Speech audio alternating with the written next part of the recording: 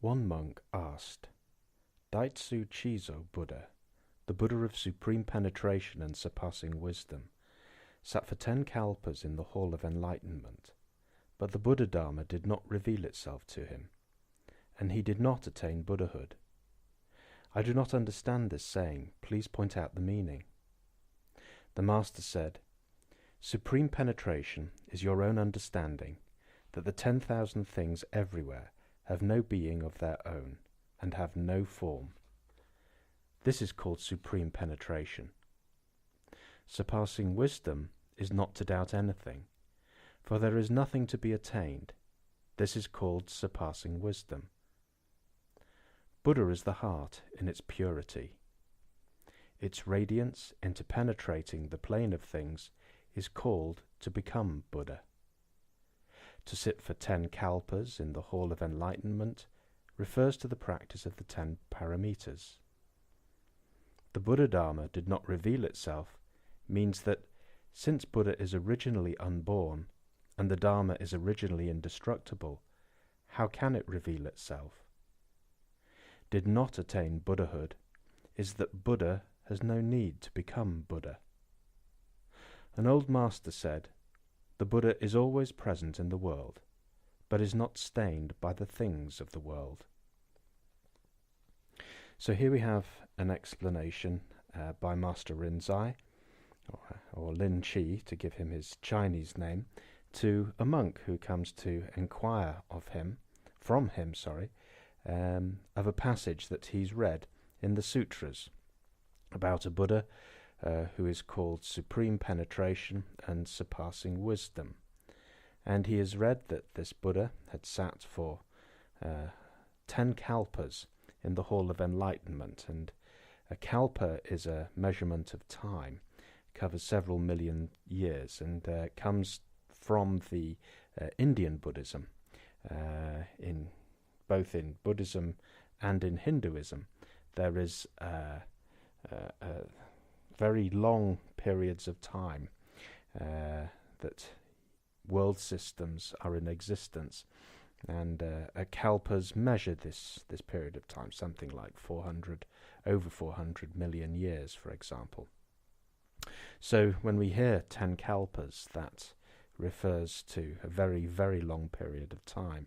And traditionally speaking, it's believed that the interval of time between a human being conceiving of the wish to become a Buddha and actually becoming a Buddha is 3 world aeons. And perhaps when we hear this, it sort of puts our own efforts into perspective. I don't know when you decided that you wanted to become a Buddha. Maybe you haven't, I don't know. But certainly for those who have, there is this sense that this is a path that is ongoing. And the reason that it's made so far away actually is that in a sense, we move in that direction, but without grasping at the end result, simply by making it so far away. It's a little bit like going on a retreat, if you go on a retreat for, say, 5 or 7 days or something like that, and you're going to be sitting 9 or 10 hours of Zazen meditation every day. If you sit down on the first day for the first period of Zazen, and already you're thinking, oh, maybe by the end of this I'll be enlightened, it's going to be a very, very long session for you.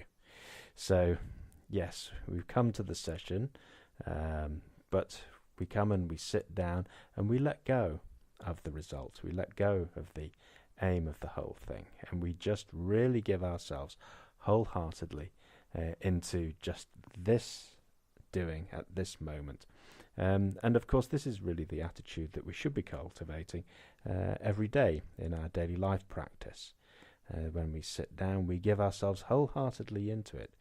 I remember Soka Roshi, who was the head monk at Daitokuji when Venerable Myokyo-ni was training there in the 60s, used to talk about dying into this moment and being reborn into the next, and again dying into this moment and being reborn into the next. And what he meant by that dying in to the moment, of course, is that real wholehearted, sincere but wholehearted giving into this moment with really no thought for the next moment at all.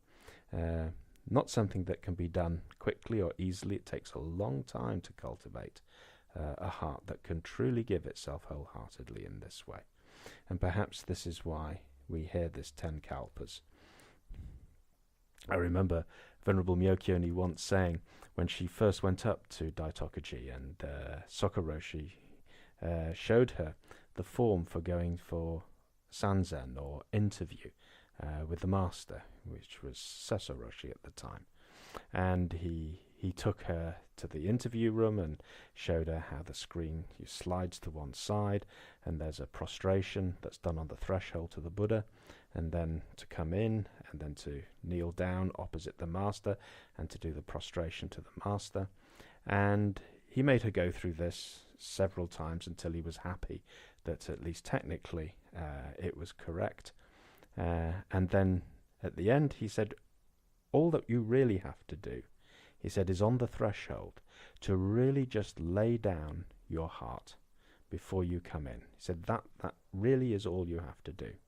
And then he smiled and said to her, but of course it takes about 10 to 15 years to really bring that off. And so when we hear these 10 kalpas, again, it's just that sense of a very long time. So here was this Buddha of supreme penetration, surpassing wisdom, sat for 10 kalpas in the hall of enlightenment. But the Buddha Dharma did not reveal itself to him. And Buddha Dharma here, Buddha Dharma can and often usually refers to the Buddha's teachings, but here it means something a little bit more profound. It means the Buddha nature itself, the true nature, sometimes called the true face or the original face, but the true nature of things as they are. Because, of course, this is what the Buddha's teachings point to. The Buddha's teachings are the teachings that we hear about in talks or that we read about in books, but these teachings themselves are pointers. That they're not the absolute truth. They're not the essential truth. They merely point.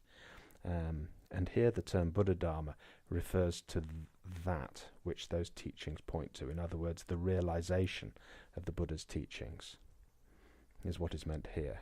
But the Buddha Dharma did not reveal itself to him, and he did not attain Buddhahood. I do not understand this saying. Please point out the meaning. And we can presume that this monk was rattled by this. He was not only confused, but actually perhaps was rather alarmed by it. These monks, we have to remember, their whole life was the Buddha Dharma. They had been usually sent to a temple as children, and they knew nothing else but the Buddha Dharma. And so these things were not something that were just occasionally picked up and toyed with. A little bit, perhaps that's what it is for us. You know, we can pick up these things and we toy with them and we put them down, and then we go and watch TV and forget about them.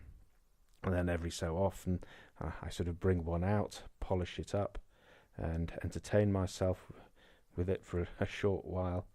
And then when I've had enough of it or I'm bored with it, I put it back and go and do something else. And we need to be careful, because it's not a matter that to sit down with one of these things and sort of think and form opinions about it, and then get real convictions about things and go off and have big arguments in internet forums on these things. This is not what it's about. Actually, the teachings here are to provide a spur. In the same way that the teachings point, they also are there to provide a spur for training. And again, I remember Venerable Myokyo-ni once saying in one of her teishos, she said, the sutras and the commentaries, we do not learn things from them. They are there to give us strength, the strength and the enthusiasm to continue walking the Buddha's path, to be inspired, in other words. They pull us along, they guide us. And so here we find that the teachings have actually produced a problem for this monk. And the useful thing about a problem is that a problem provides its own motivation. If I've got a problem or a difficulty, I am simultaneously motivated to try and get out of it. And this is why the Zen training often puts us into difficult positions, because mammals, I remember Venerable Myokyo-ni saying that mammals are lazy by nature, and why wouldn't we be? Finding food in the wild is not an easy thing, so you don't squander the calories. If there's nothing particularly to do, you sit down somewhere safe and out of the way, and you either sleep or you just sit there. You don't need to think about something. You just sit there quietly. And then when it's time to go and do something, get up and go and do it. And when it's done, you sit down again. So we still have that very much in us. Although we live very artificially now, and we create all sorts of artificial doings often for ourselves, and we feel that our lives are empty unless we're doing something or other. This ability to be able to just sit quietly and do nothing is not something that comes so natural to us now, which is a bit of a shame. And so here, coming back to our monk, here he has now been prompted. And so when we have a thorn in the side or something like that, or pain in the neck, then we do something about it. In this case, he's come to see the master. And so the master points for him. And the master says, supreme penetration, which is the name of this Buddha, supreme penetration is your own understanding that the 10,000 things everywhere have no being of their own and have no form. This is what is called supreme penetration. Now, we should not think that this supreme penetration, or this understanding that all things everywhere have no being of their own and have no form, has anything to do with my understanding. It has absolutely nothing whatsoever to do with my understanding. And now we come back to really looking closely and both at ourselves, this heart, and also at the Buddha's teachings as well, because even in the early teachings, in fact, there are two words for that are often translated as consciousness. One is vijnana, which means literally sense consciousness, or the consciousness which arises from sense objects impacting on the sense organs, and also sati, such as in the Satipatthana Sutra, which is the four foundations of awareness. Sati means awareness. And these two things are different. Although often they're just translated as consciousness, these two things are different. It's a little bit like that old adage that the Inuit have multiple names for snow and ice, and we just have one or two.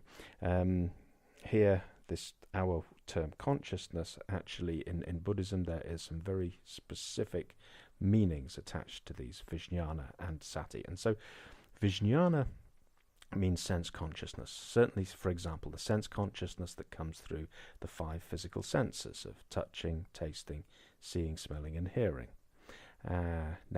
Right now, there you're hopefully listening to these words. So there is sense consciousness, but at the same time, although you're aware of the words being spoken, at the same time, there is also the impact of, say, your backside on the seat that you're sitting on, or your feet on the floor, if your feet are on the floor, or the temperature on your skin, or perhaps you can notice the feeling of your shirt on your shoulders, on your back and on your chest, or your trousers or skirt or whatever it is that you're wearing.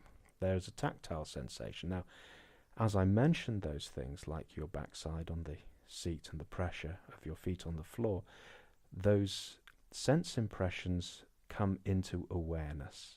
So in other words, become aware of it through sati. However, those sense impressions have been coming in all the time, even when you were not aware of them. So we can see that now we have two distinct facets of consciousness. We have sense consciousness, which is coming in all the time through all the sense gates, the sounds, the sights, the smells, the tastes, and the tactile sensations. And then there's the sati, which is the awareness of those sense impressions. So those are two quite distinct things, and usually those sense impressions that are coming in are not in awareness, because our awareness is elsewhere. If we're reading something or listening to something, then that's where our attention is focused. And sometimes thoughts come in, because don't forget, in Buddhism there are 6 senses. The heart mind is the 6th sense, and that perceives thoughts and daydreams and memories and emotional states and moods and all the rest, what are termed generically mental objects. Then sati, or awareness, can be carried away by those things. And as we know in our practice is often because we tend to be very headstrong and very focused on our thoughts in particular and our thought streams, and therefore that awareness, which is finite, it can only take in so much at any one moment. We can only be aware of a limited amount in any one moment, hence why this awareness seems to flit around a little bit like a searchlight from one area to another very quickly, and it's quite natural for that to happen, obviously. But it can also stray too far, and so in our daily life practice, if I find myself too preoccupied with thoughts and so forth, there is no awareness of actually what is going on in the body or in the surroundings, and so because we are generally so one-sided in our thoughts, our practice is to try and correct that one-sidedness by going the other way a little bit and really coming to live in the body. And what we find by doing that is actually that the heart moves very much more easily between, for example, physical sense impressions and mental sense impressions. It becomes a more sort of even or level playing ground, rather than the heart or the focusing of, or the sati being constantly just in thoughts, just in my opinions and my thoughts and my worries and everything else. Because when that happens, of course, particularly the passions get involved, and we get carried along and carried away by them. So here we have these two types of consciousness. Now, the sati actually is in many ways it is quite vulnerable. It can be easily stolen away, as if we've ever tried to sit meditation or ever tried to do daily life practice, we will be very aware of that. It easily gets lost and carried away. But the Vijnana, which is just the taking in of those sensory impressions, that one is not carried away. That one knows. That one is perfectly aware, and it functions whether or not sati, or conscious awareness, is there or not. And it functions whether or not there's a feeling of I there or not.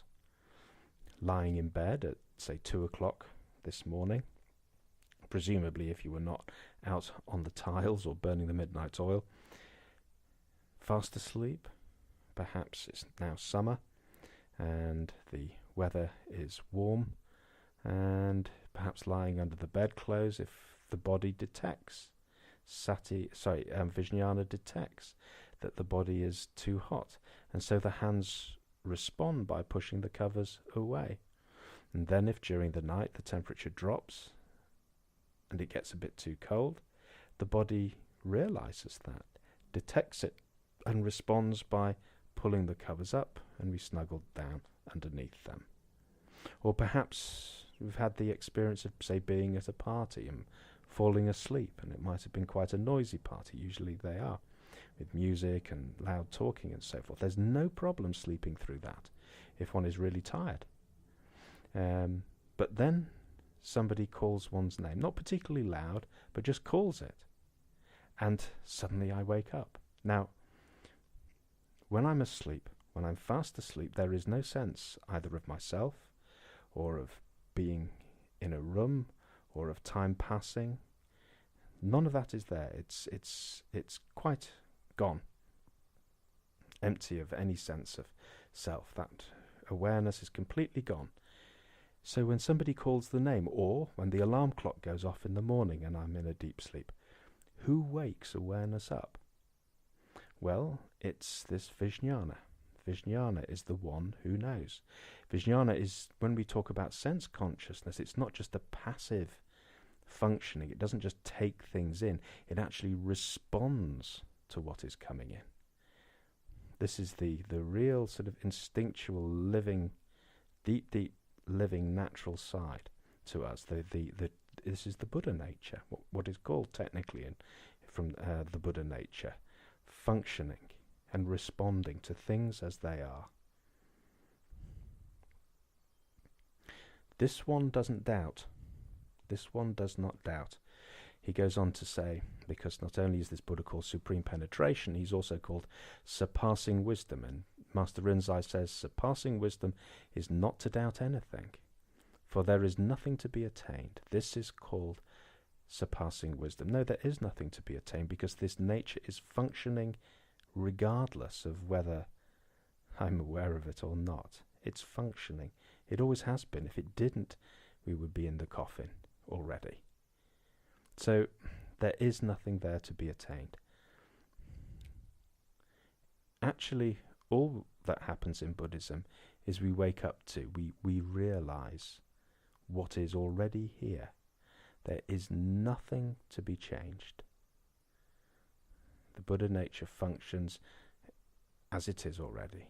It is full and complete, and as far as we're concerned, perfect. But there is a difference between one who is awake to that and one who is not. One who is not gets into all sorts of trouble and causes trouble for others too. Interestingly, this inner wisdom, this knowing, comes up particularly in times of crisis. Those who have read the book Touching the Void, about the climber Joe Simpson, this was his account of a climbing accident that he underwent in the Andes, and you can read the book, and it was made into a film as well. Absolutely fascinating and well worth it.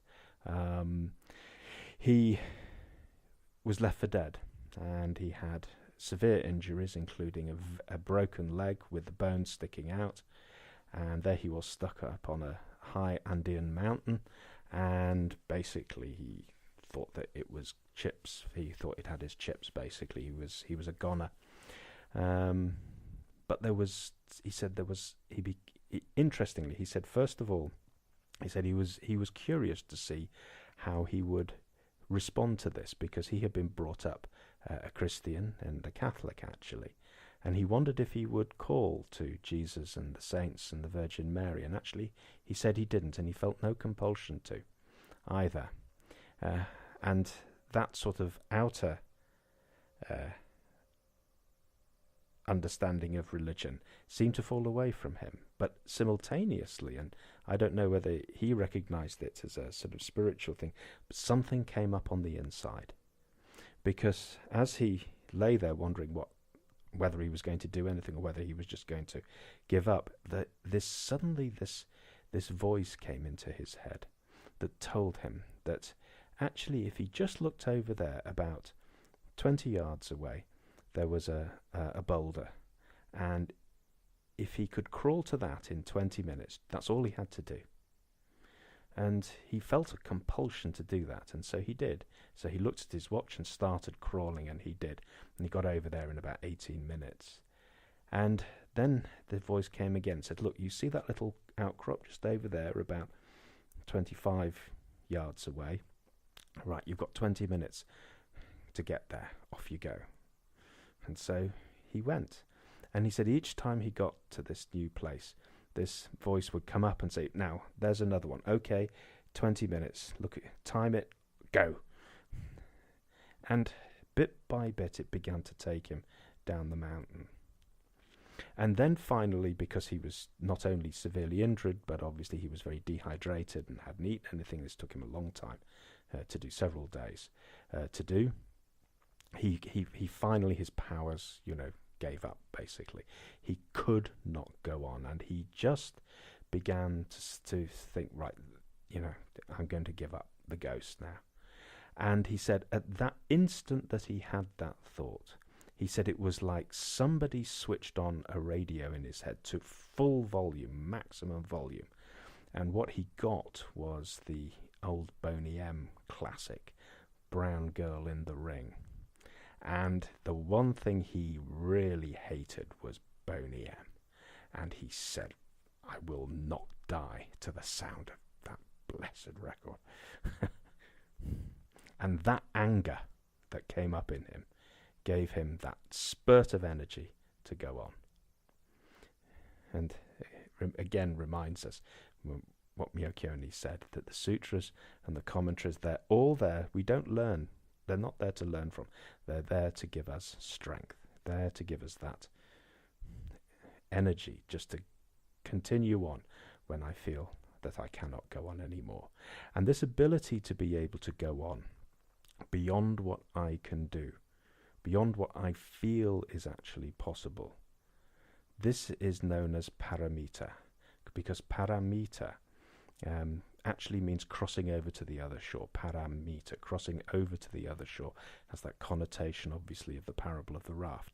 But it also means going beyond, rather like in the Heart Sutra when we chant, gone, gone, gone beyond, gone altogether beyond, over to the other shore. It means going beyond what I think I can do. Because there is that moment when, having gone right to the very limit of what seems possible, and I just want to give up, and then suddenly that something comes up from underneath. And in that moment of that thing coming up from underneath, if the training has really been done and the eye is open to this, then we suddenly realize that that true nature has been with us all along, that there truly was nothing for I to attain, because it's already here, as Master Rinzai says here. Did not attain Buddhahood is that Buddha has no need to become Buddha. A Buddha has no need to become Buddha, so how can he attain Buddhahood if he is already Buddha?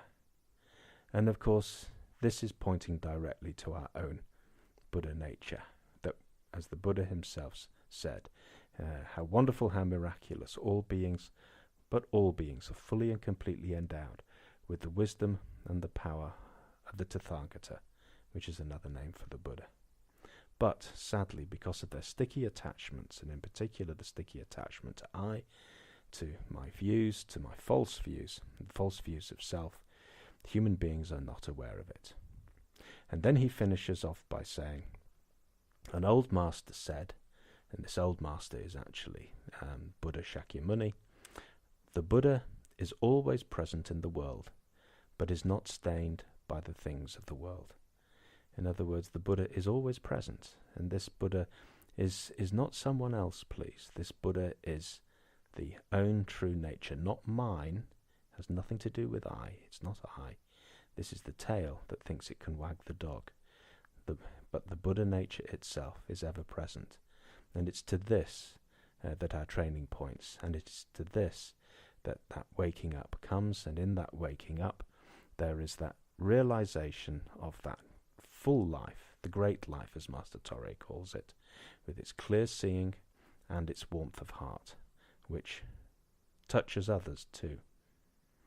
Okay, we'll leave it there.